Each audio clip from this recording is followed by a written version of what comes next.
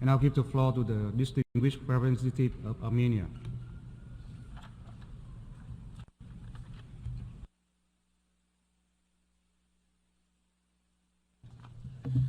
Mr. President, the responsibility to protect rests on the fundamental pledge made by the international community to prevent genocide, war crimes, ethnic cleansing, and crimes against humanity, and to protect vulnerable populations from such crimes.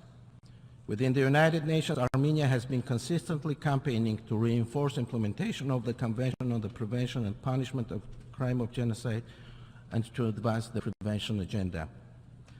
The International Day of Commemoration and Dignity of the Victims of Genocide and the Prevention of this Crime, which was established upon Armenia's initiative, has evolved into a form of dialogue and cooperation to foster prevention of atrocity crimes.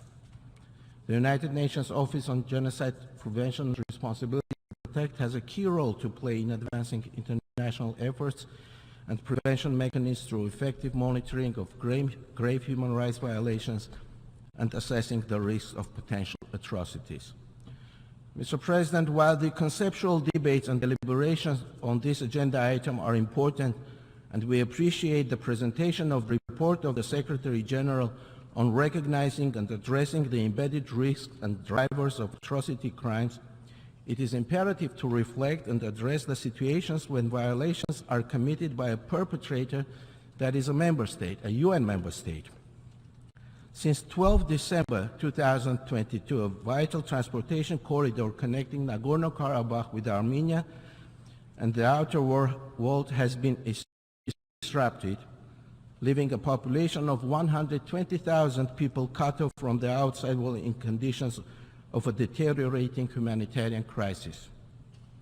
The ongoing blockade of the Lachin corridor in violation of the existing legal obligations and the order of International Court of Justice continues to endanger the lives of innocent civilians, contrary to the fundamental tenets of international humanitarian law, which clearly prohibits the targeting of civilian populations, imposition of collective punishments, and the use of starvation as a method of warfare. On February 22 this year, the International Court of Justice indicated a provisional measure at the request of Armenia, according to which Azerbaijan, and I quote, shall take all measures at its disposal to ensure unimpeded movement of persons, vehicles, and cargo along the Lachin corridor in both directions, unquote. To this date, that country has failed to comply with the legally binding order of ICJ and continues to impose a medieval barbaric siege upon the population of Nagorno-Karabakh in violation of their rights to life, health, and adequate standard of living as enshrined in numerous international human rights instruments. This member state would claim that there is no blockade, that the ICJ order regarding Lachin corridor is a matter of interpretation, that humanitarian cargo and ICRC are allowed to operate. While the ICRC, whose operations have been periodically disrupted, has a crucial role in transporting patients, medical equipment, and food, the very fact that only Red Cross has been able to move along the corridor is clear evidence that there is no free and safe access to and from Nagorno-Karabakh. Mr. President, it has been over 6 months now Armenia appealed to the United Nations to dispatch an interagency mission to assess the humanitarian, security, and human rights situation of the affected population in Nagorno-Karabakh in line with the humanitarian principles. We have also been consistently requesting that UNESCO send a fact-finding mission to Nagorno-Karabakh and the adjacent areas in order to help preserve the vast and unique cultural heritage of the region. The continued violations of the fundamental human rights of the people of Nagorno-Karabakh and the denial of international humanitarian presence on the ground reveal the intent to inflict maximum harm on the population by creating unbearable conditions for life, a clearly detectable warning sign of premeditated genocidal policy. At this time of existential threat to the people of Nagorno-Karabakh, the international community, represented by its most collective institution, the United Nations, has a responsibility to act and protect. The international community can no longer look the other way when faced with the clearly detectable warning signs of genocide, when grave and systematic human rights violations are routinely perpetrated. The United Nations, its respective bodies and structures, as duty bearers, have yet to meet their obligations vis-à-vis their rights holders, the ordinary people, women and children, the elderly, the most vulnerable, who remain entrapped, confronted with the genocidal policies of Azerbaijan.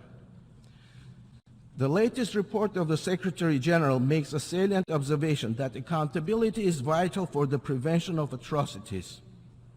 Impunity is historical in a society or persists across leadership and institutions, undermines the rule of law, sows the seeds for future violence, and increases the risk of atrocities, unquote.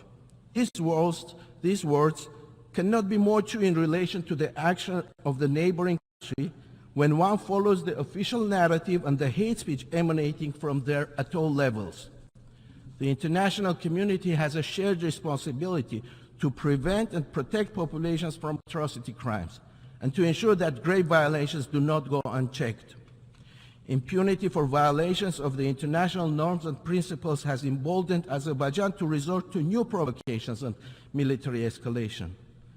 Their armed forces continue to violate the ceasefire regime, targeting civilians carrying out agricultural works as well as border communities in an attempt to terrorize, inflict psychological pressure, and deprive the population of the means of their subsistence.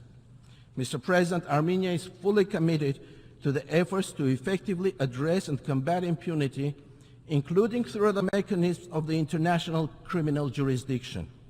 We also support the process of elaboration and adoption of a universally accepted treaty on preventing and punishment of crime against humanity.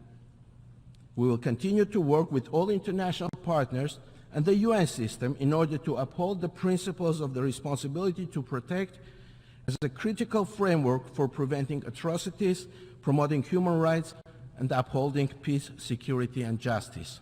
Thank you.